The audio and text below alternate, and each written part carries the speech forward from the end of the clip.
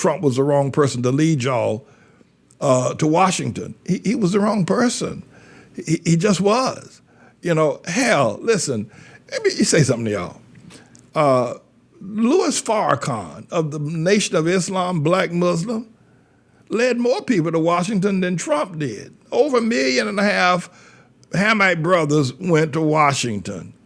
And the news coverage of it was immense. It was immense. It was massive. It's powerful.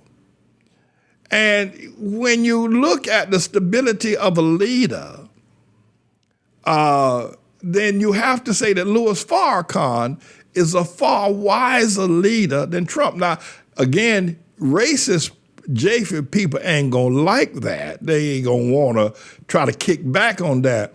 But the truth of the matter is Louis Farrakhan is a better leader of a group than Trump. Trump is he is silly, he is degenerate, he is immature, he is psychopath, he's psychologically degenerate. Louis Farrakhan had a better organization. Louis Farrakhan, and nobody was arrested on Louis Farrakhan's 1 million man march. Nobody was arrested.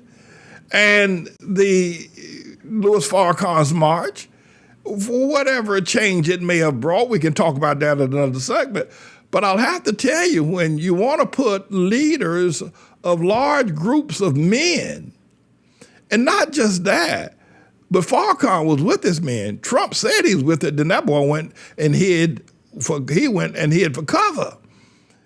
But Farrakhan was with his men.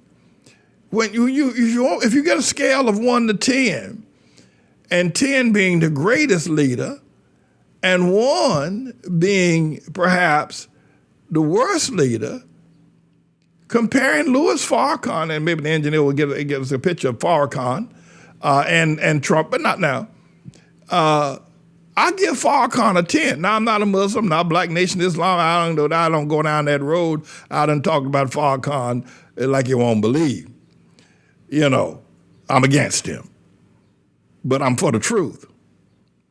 Farrakhan's leadership, Farrakhan's charisma, Farrakhan's speaking abilities, Farrakhan's leadership skills, Farrakhan's understanding of the political dynamics of Washington make Tribulation Trump look like he's still in diapers. It's just how that is. And I'll go you one further. Now, I'm not for Farrakhan. I'm against them. You know that. I'm just for truth. The 1.5 million men that marched on Washington with Louis Farrakhan make you Japheth boys look like a bunch of tree climbing monkeys. Nah, they make y'all look like a bunch of wild, if you will, bucks out there with no control, out on speed or some kind of drug. Compared to Farrakhan's march and Trump, there ain't even no comparison. I wouldn't even give Trump a 1. I'll give Farrakhan a 10. Now, I'm not for Farrakhan. Let me say that again. Come on now. You know me. But I'm just for the truth. Farrakhan and his boys and his group and his march on Washington make y'all boys, the ones that y'all that march with Trump, make y'all look like a bunch of damn fools, bunch of monkeys climbing walls. It is a bunch of, if you will, wild people, the uncontrollable is what you look like compared to Farrakhan. And I would think that in terms of stature and charisma, and I'm not for Farrakhan, but he got Trump beat 10-1, hands down. Me, however, I'm James David Manning. I'm the Lord's servant. You run and pray about what I just told you, boy. This is symbolic. It's where Jesus was baptized. It's where John baptized. And so this is not a rebaptism. It's just a symbolic, if you will, act of what we're going to do, being in the water at the place where Jesus was baptized. And what I'd like to do is to baptize today that we would come to terms with the understanding of what God is calling for in righteousness.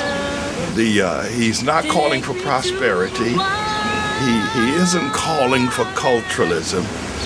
God is calling for righteousness. If we would commit ourselves to fulfill all righteousness, and God has calls us to be persecuted for righteousness' sake, as John was persecuted for righteousness, and so Jesus. I got to tell you that I'll never forget this experience of actually stepping in the water where Jesus were baptized, and where John has baptized so many people. This is such a historic and a powerful, powerful sight. Just to touch the water was so critical. And I'm glad that people got baptized to have that experience. It was a safe experience and a great experience. I'm not even going to change my clothes. I want to just stay in baptism mode until I get back to the hotel. So that's what I want to say. All right. This has been live from the Jordan River. God bless you all. Peace. That's not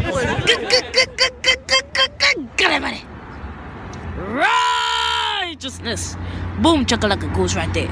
My mother started liking the school and let me come here every single year. It has been 5 years and now I'm in the 7th grade.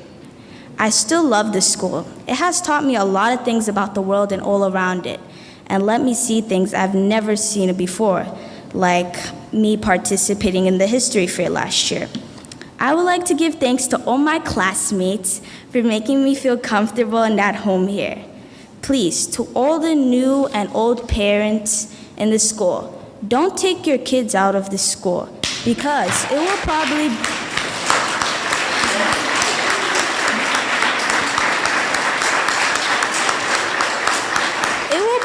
be the biggest mistake you've ever made. No matter what type of child you have, this school will shape it into a world's leader. So do yourselves a favor. Oh my goodness. Okay. So do yourselves a favor and keep your kids here till they graduate, and it will change yours and your child's life. Peace and blessings. Over the years, we have served more than 1 million meals to hungry bellies and hungry people here in the Harlem community.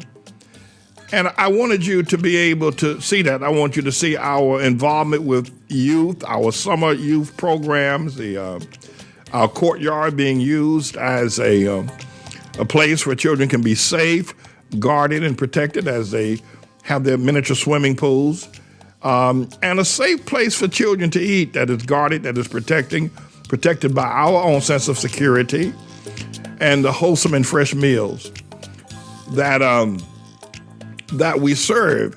We wanted you to be able to see the mission of this church, and we've been doing this for years. Just recently, one of our members, more than a 30-year member of this church, but it hasn't, not one that that you would probably find as members of some other churches with their nose stuck up in the air.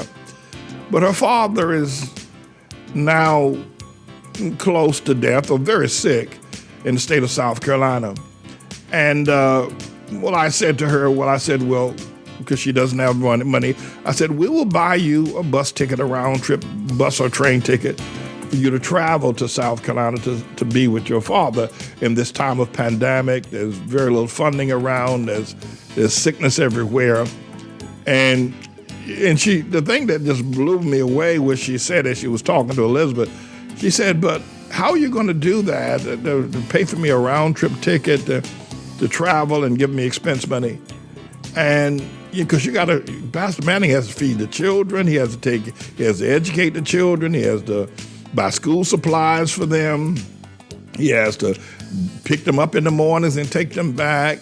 And then he's got the ministry he has to take care of, all the bills of running the church, of keeping a major house like our house operational, keep the lights on, how are you going to be able to do that?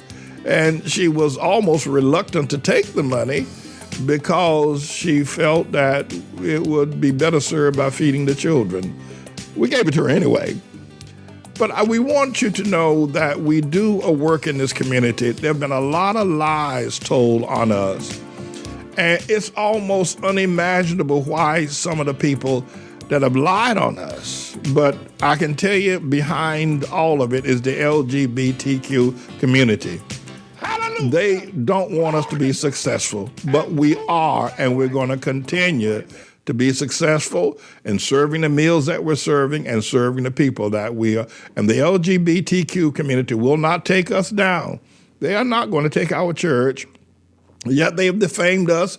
They've written ugly newspaper articles about us. They've marched against us. They've done a whole lot of ugly things. But you see what we have done, and that's not even the half of our service to children and to the needy in terms of our homeless shelters and the things that we've done over the years. And we will continue. And probably the lies and the smears and the ugly newspaper articles and the wicked spirits and the so-called I ain't for the black man, that is not going to go away. I don't expect it to go away. I don't. But I do tell you this, that we will succeed against all of that, for God is with us, and I am his servant.